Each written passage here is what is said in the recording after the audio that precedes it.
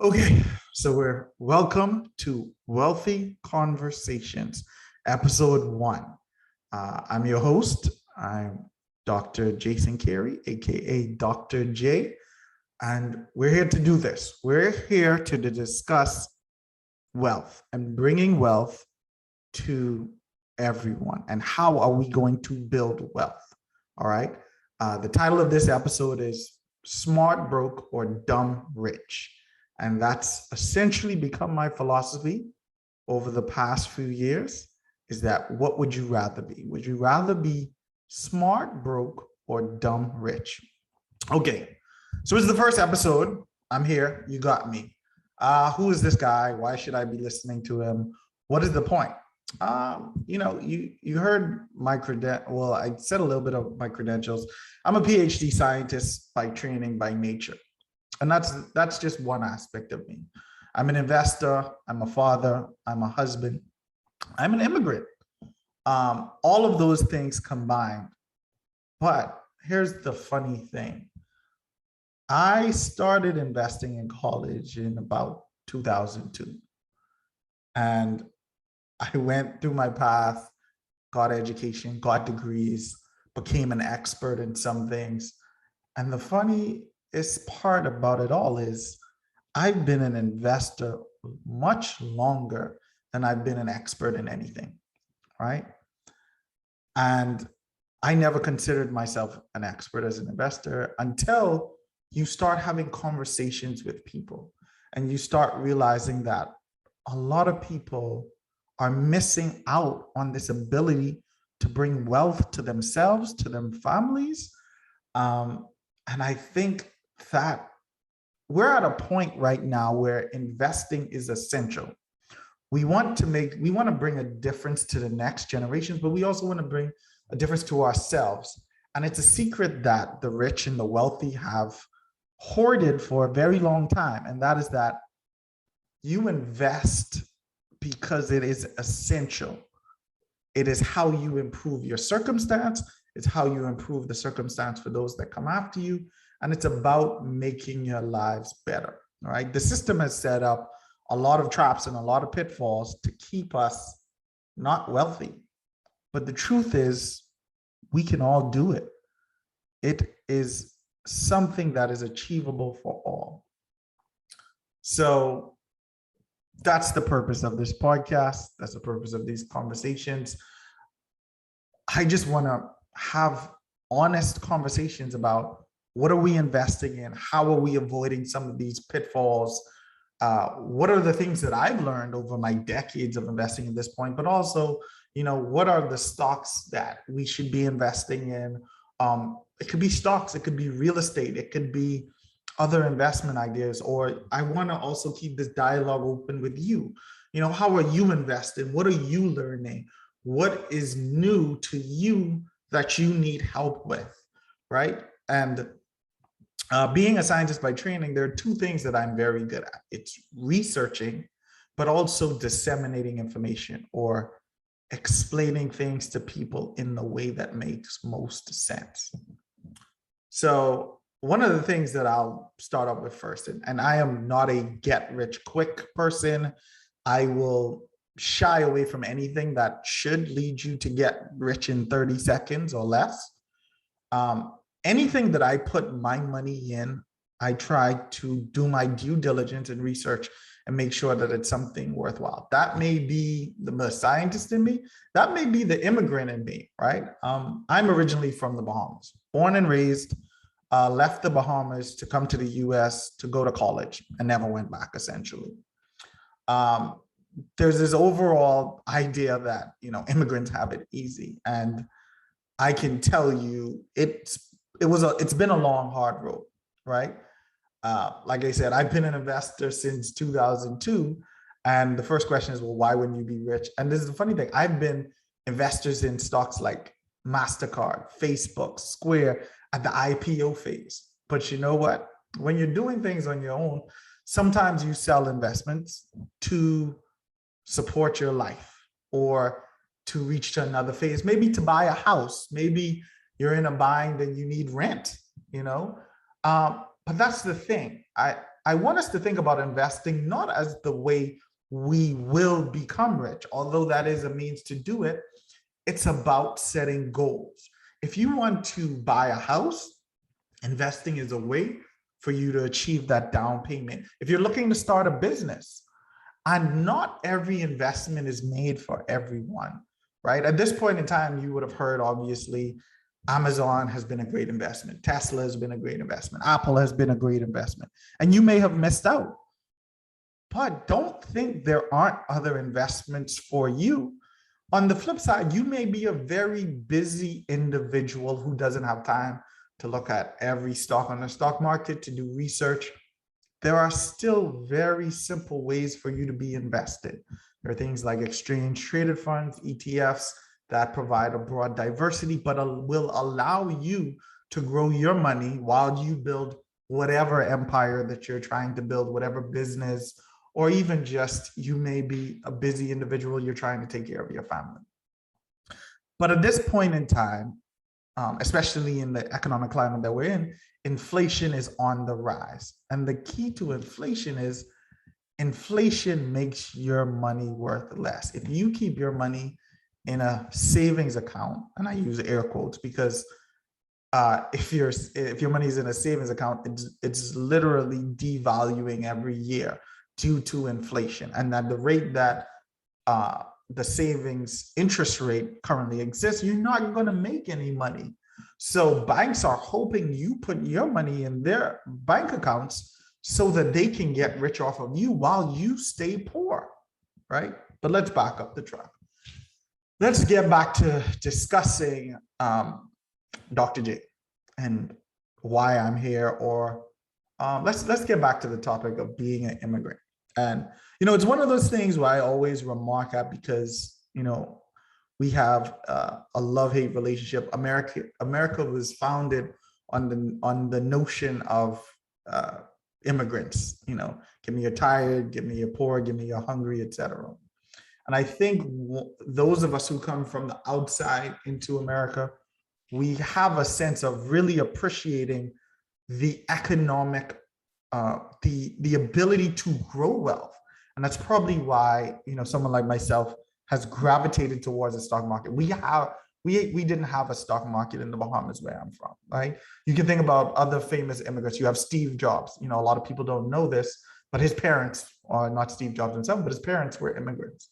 Elon Musk's family were immigrants, who is obviously the CEO of Tesla. Eric Yuan, the CEO of Zoom, came to the US, started Zoom, and has made him very rich. Vlad Tenev, the CEO of Robinhood, that just went public, also an immigrant. There are a number of these individuals. None of this is to say that being an immigrant puts you in any better situation, but it's understanding there are two keys. Most of us really come seeking education. And in that regard, we get your typical books education, but along the way, we get an education in economics or the valuation of what money means. And so it's always fascinating when I go back and I look what schools are teaching, because there's this common misconception that being smart is what makes you wealthy. And I know we all know individuals who necessarily may not have been the brightest individuals, but they are quite successful at what they do now. And that's because schools assess intelligence, but financial literacy isn't taught in schools. That's something that's often lacking. And as parents or may often overlook this critical aspect of education, right? And so the education system is flawed, right? We go to great schools, then we go to schools to take out large sums of debts to go to these schools. And then we seek to get a great job, and we stay miserable because we still have this debt just to go to this school. And so it's this cycle, it's this vicious cycle. And what you will see is that the economic system is really set to keep you unhappy, financially speaking, right? when you can think about it, there are a million different types of debt that are thrown at you on a daily basis. Think about it. Student loans, credit cards, mortgages, car loans, they're all designed to promote living beyond your means and prohibiting wealth.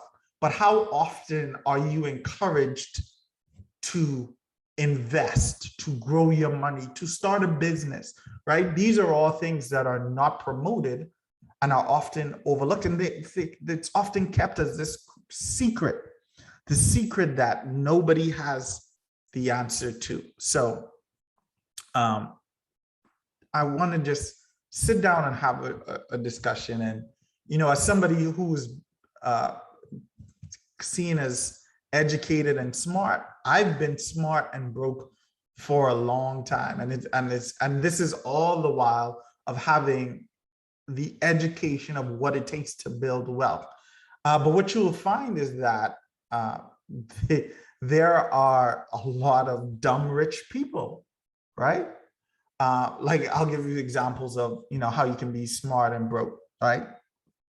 I remember at 22 years old, I bought my first house, and I thought I was being so smart, right?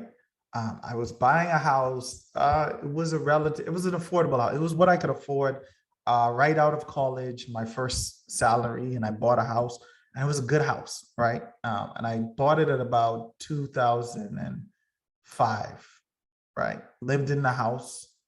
And then a few years later, what happened? The market crashed. The real estate market crashed. And so the value of my house went from approximately $100,000 to $30,000. And so you know what?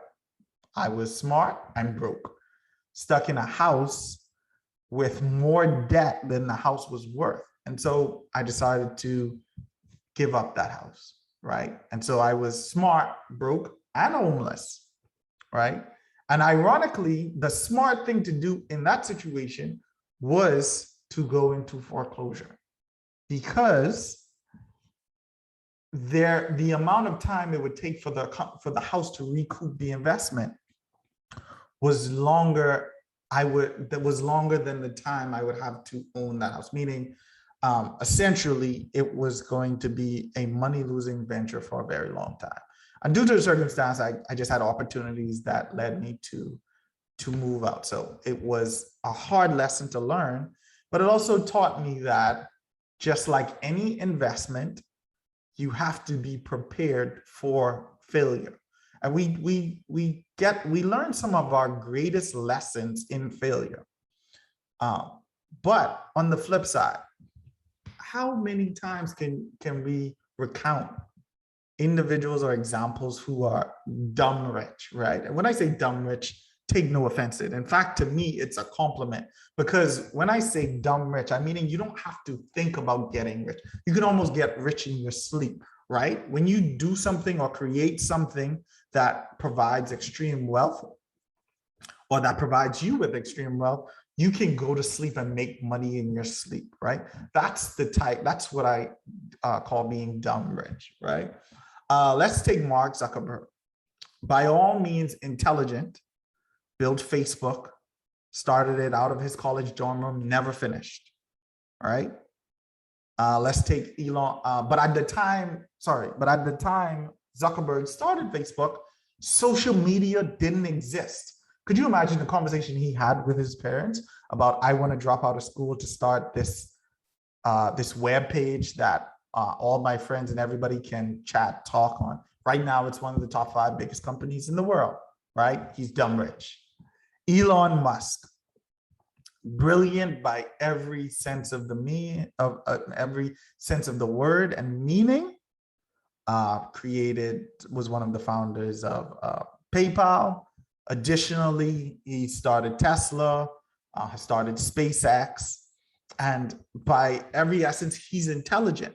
But let's rewind the track. Let's look back at what happened when Elon wanted to start Tesla. Do you know how many people told him it will never make it? None of the car companies bought it. They didn't even view him as a threat. Nobody wants an electric car. Nobody wants a car that doesn't have an engine roar, and that won't, how fast could it go being an electric car?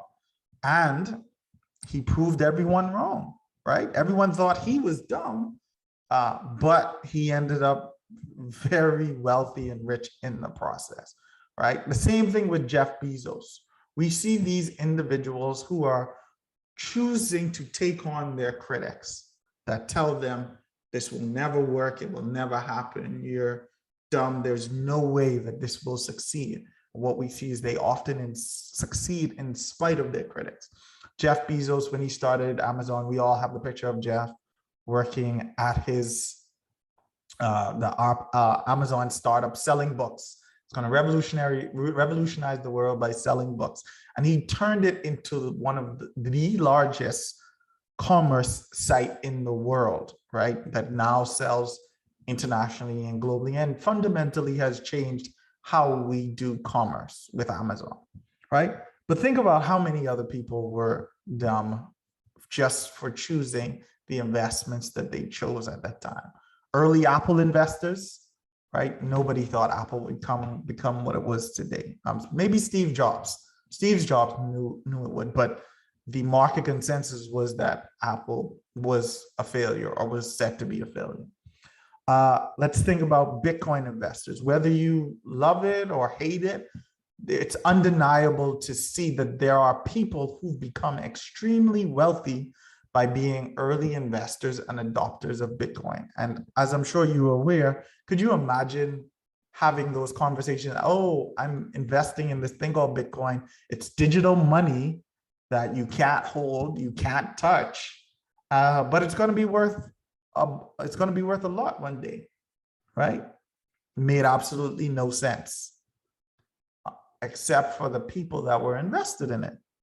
The same thing for Netflix. I remember I was one of the first users or early users of Netflix because I was a movie junkie and I hated going to Blockbuster, and being able to be mailed 2 movies at a time that I can watch at my leisure was brilliant. And then Netflix changed everything, turned it to streaming, and it's been off to the races ever since, right? But nobody thought Netflix would work. Again, example where you're dumb for even wanting to do this. And we see where that leads. Square is another example. It was a disruptor, created the Cash App, and essentially became a household name. And for early investors, has made them quite wealthy. The same thing for Roku. Roku is a simple to use platform that has latched on to the streaming landscape and has become an essential platform for many to utilize, and thus making the early investors very rich, right? But one of the things that I want to say is, if you look at some of these investments that have been quite lucrative, one of the things you'll see is that the people who started them gained their wealth in spite of their critics, right? If you go back and just look at some of these investments, if you take example, if you invested $1,000 in Microsoft back when it IPO'd, it's now worth $4 million. If you invested $1,000 in Apple back in 1980, it's now worth $21 million, right? If you invested $1,000 in Tesla 10 years ago, it's now worth $179,000. So that's what I want to discuss in terms of how we frame our conversations, how we frame our investments, and what are we trying to achieve when we invest. Now, Apple, Facebook, Amazon, they are all very much still great investments. They're still disruptors. They make a lot of money, but you can't go into an investment like Apple or Amazon looking to make 21 million over 20 years from now, because the company has reached the later phases of its growth cycle. Nobody's expecting, or you shouldn't expect that, right? So you have to understand, okay, as an investor, what am I looking to achieve, right? You have some people who are investing not to lose money. You have some people who are looking to invest to get rich. And then you are some people who are investing to maintain. Overall, we should all be looking the point of being wealthy. And so this podcast is called Wealthy Conversations because that's the goal, is to how do we attain wealth? And I have a very simple definition of what it means to be wealthy. And for me, that means that you can stop working and have the same income versus when you were working, right? And so there's a simple formula for that. The way I look at it is the stock market returns about 10% per year. That's the average of what the stock market returns. If you want to be able to quit your job, your investments should be enough to cover your livelihood.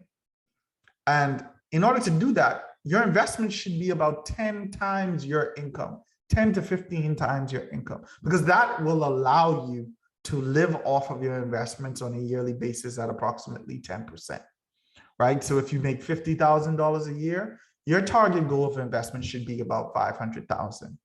Or if you make 100,000 a year, it should be $1 million or more.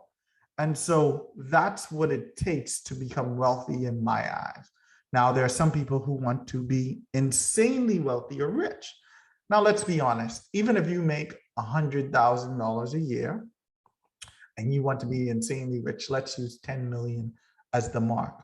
How long will it take your income of $100,000 a year to make it to 10 million? Because in order to get that or achieve that level of assets, you have to take the income that you have and put it into an investment, whether that's the stock market, whether that's a business, etc. So the first step is always to start off with a plan, or at the very least, a target. What is your end goal as an investor in terms of the assets that you're looking to obtain? And I think that's where we often get confused, because as investors, we get caught up in the returns. We want to say, I want to make $1 million. I want to make $2 million. I want to make $10,000. But we do not do the work and the due diligence to determine, in order to make $1 million, realistically speaking, looking at other investments, how much should I have investment? Or what is my time frame, right? If I want to make $1 million over 10 years, how much should I have invested? Is it 100,000? Is it 50,000? Is it 150,000, right? And so these are all factors that we have to take into account. But the truth about it is, if you go back and reflect on some of the stocks that we talk about, it really only takes one good stock or one investment to change your returns or your outcomes or even your living situation, right? You could have been the worst investor your entire life, took a gamble on Bitcoin, and now have 2 to 3 million sitting in the bank because you took a gamble on Bitcoin, right? But it's about understanding. And then you also have to know, what is your temperament as an investor, right? Do you want to be a trader or do you want to be an investor? If you're investing, if you're putting money into anything and looking to sell it in less than a year, by the IRS's definition, you are a trader, right? So you should govern your investments accordingly. However, if you're investing anything over a year, if you put money into any stock for more than a year, you are an investor, right? But that's the example. So if you consider yourself an investor, you have an opportunity to not think, okay, what will this stock/investment do tomorrow, a month from now, 6 months from now? What is this stock going to be doing next year or the year after that? How is the company set up to succeed, right? And that's one of the things that we can take from early investors like an Elon Musk. He saw what Tesla was going to become, not in a year, not 2 years, but 10 years from now.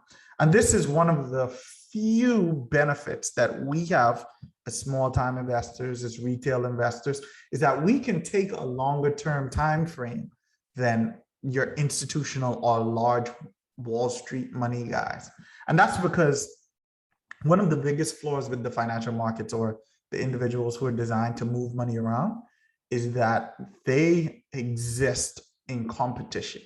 They are always either competing with their peers or they're competing with the stock market averages, but typically they're competing on a year by year basis. Kathy Woods had, if you know about Kathy Woods, she's one of the great investors currently. She has the ARK investment ETFs that did over 100% return last year. And everybody admired her. She was seen by her peers as one of the greatest investors due to her performance last year in the stock market.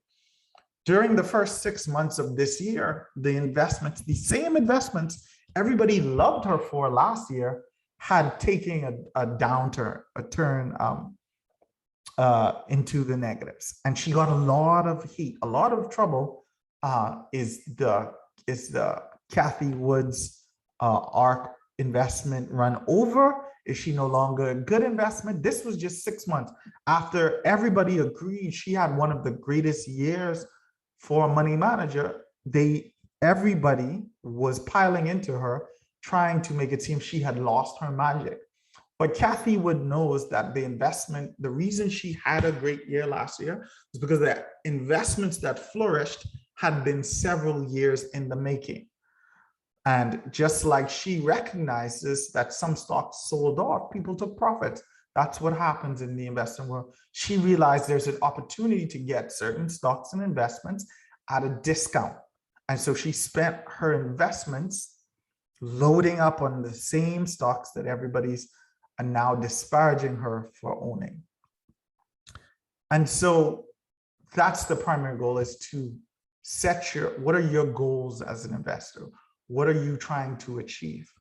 I'll be honest with you. I have two main goals in life right now, and all of my investments are governed by these two purposes. The first purpose is to create generational wealth for my kids, right? I have one kid right now, but the goal is that once they come of age, not only will their education be provided for, but they will have a financial education that will set them up in perpetuity, right? That's the goal. The other is, I am an island boy. I'm going to live back in the Bahamas. But here's the irony of it all. I need to be rich to live the life that I want to live in the Bahamas. I want to live on an island, on the beach, and there is no shame in my game about it. But that's quite expensive to do. So in order to do that, I invest accordingly, and I take advantage of my investments to seek that life for myself. So you need to be honest with yourself. What are you trying to do? What are the investments you're looking to invest in? So along those lines, that's a general introduction into who I am and what I'm here to accomplish. And over the next several episodes, we're going to be doing things like getting into particular investments or trying to understand what makes an Amazon, or how did Amazon, Microsoft, Tesla, how did these stocks become great investments? And can we see those same type of investments from stocks early on, right? Another thing that we're going to do is we're going to look at, what's going on in the news. What are some of the growth sectors, and how do we assess some of these investors? How do we evaluate a stock? What is the market cap? And we will even get into what makes some great trades. But just in recap, let's look at what's been going on with the market over the past few weeks. And one of the sectors that's burgeoning right now, it's sports betting. And I'm not sure if you're familiar with DraftKings or FanDuel, but DraftKings was very busy over the past week or so. They made two acquisitions, or two deals. One was with Genius Sports, where they had an agreement. And Genius Sports is another stock that you should look up. DraftKings, the ticker symbol DKNG. But DraftKings also made an acquisition of GNOG, which is Golden Nugget Online Gaming.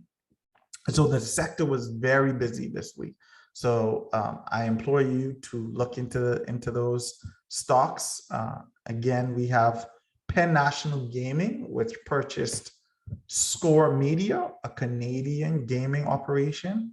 And then lastly, we had earnings from Fubo TV, which is both a streaming service, but also conducts sports betting. So this is one of the sectors that I implore you to do due diligence and heavy research in.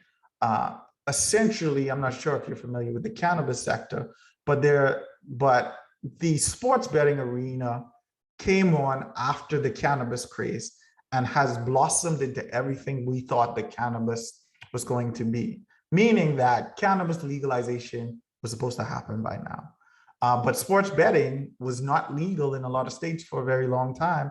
And now it's on path to be fully legalized across the US before cannabis. So there's a lot to learn from what's been going on in sports betting. Another factor that we have to consider are the Delta variant and the spike in cases with the COVID-19. And what we can see, there's been spikes across the US, but in places like Florida, we had Southwest warn on cancellations of flights due to the Delta variant. And then we even have states like California requiring teachers to get vaccinated. We saw a epic downturn in the stock market last year that was preceded by the COVID variant. Everybody's afraid, will that be happening again? Will we see the stock market tumble? My personal belief is that we learned a lot from both the stock market and COVID-19 last year. And any downturn in the stock market, we should look at as a buying opportunity. Because what we saw from last year is the stock market recovered rather quickly. And if the Delta variant, the COVID-19 Delta variant turns into a bigger issue for the US, what we can expect is there may be shelter in place orders. But from an investment standpoint, we now know what kind of stocks thrive in that environment. And we saw stocks like Zoom, Shopify, there were a number of stocks, Microsoft, Apple, all of the tech stocks. Peloton was another example that all thrived in a shelter-in-place environment. So this is where knowing the news and knowing your research can help set up your investment strategy. Another hot topic in the news was the infrastructure bill. And there were several components to this infrastructure bill that's working its way through the House and Senate, and typical to government officials, everybody wants to change everything about it. There's no telling what the final law or bill will be. But what we do know is that this should be very beneficial for several sectors of the market from an investing standpoint. And these include the EV stocks, in particular EV infrastructure. So like charging stations like Blink and ChargePoint are looking to benefit. Tech stocks may benefit from the infrastructure bill. There's also investment money for 5G. So stocks like Qualcomm are set to benefit. And also there's budgetary financial money for broadband in the infrastructure bill. So stay tuned, because that's going to be very telling in terms of where that money goes, will help determine how good of investment some stocks will be over the next 1 to 2 to 5 years. And then another aspect that we're going to try to have as much discussion about is what's going on in the crypto news, right? And so there's a lot going on on a weekly basis. And I think my personal belief is that crypto is here to stay, but more importantly, it's the exact same significance that we saw from the advent of the internet. Before the internet existed, stocks like Google or Apple, which invented the smartphone, or Facebook didn't exist. And so the internet allowed these companies to really thrive and become something very new. And I think we're seeing the same thing with cryptocurrencies and the blockchain in particular, which is the technology that essentially runs cryptocurrencies and Bitcoin. And so from a news standpoint, we saw one of the platforms that I utilize very frequently, the Voyager platform, is undergoing a token swap. And we've seen that stock run up a significant amount. And they've also announced a merger with Market Rebellion In addition, we saw there was a $600 million fraud of the cryptocurrency of the Polygon network. And so this is an example. I personally was not that familiar with the Polygon network. I do invest in crypto, but it's hard keeping track of every crypto that exists. There are over 11,000 cryptocurrencies. So, but in terms of Polygon, a hacker was able to steal $600 million in cryptocurrency, but he gave, if not all, most of it back. So that was a very interesting scenario. However, this brings us to a valuable point, and that most people think blockchain or cryptocurrencies are unhackable. That's not true. We've seen over the past year a number of hackers find ways to scam the system. But more importantly, if you're a cryptocurrency investor, you need to make sure that your tokens are safe. You need to take every effort to secure them using authentication or two-factor authentication, whichever way or however you invest in your cryptocurrencies, to make sure your investments are safe. And then lastly, we've seen a run-up. So this summer, we saw a decimation after Bitcoin had made it to 60,000 earlier this year. And then we also saw Ethereum make it to $4,000 a coin. We saw a significant pullback, approximately 50% in both Ethereum and Bitcoin. These are now starting to get back up, with Bitcoin over 46,000, Ethereum over 3,000. And so now we're seeing what many believe to be the next bull run in Bitcoin, Ethereum, and other cryptocurrencies. So if you've been waiting on the sidelines, you don't want to let this opportunity pass you by if you've been looking to invest in cryptocurrencies. So do your own due diligence, but determine what type of investments work for you. So that's the synopsis of today. Again, hey, this is Dr. J here with Wealthy Conversations, episode 1. And yeah, I'm going to enjoy this. I'm somebody who just likes talking to people. So I think we're going to learn a lot together, and I'm going to try to be as useful and as helpful to you as possible. So thank you for joining me on this journey. And yeah, shoot me a comment in the comment section. Let me know how you liked it, if it's interesting, any topics you want to discuss, anything you're interested in, let me know, and let's see where we can take this. This is all about building generational wealth. So if you want to join me, let's do this together.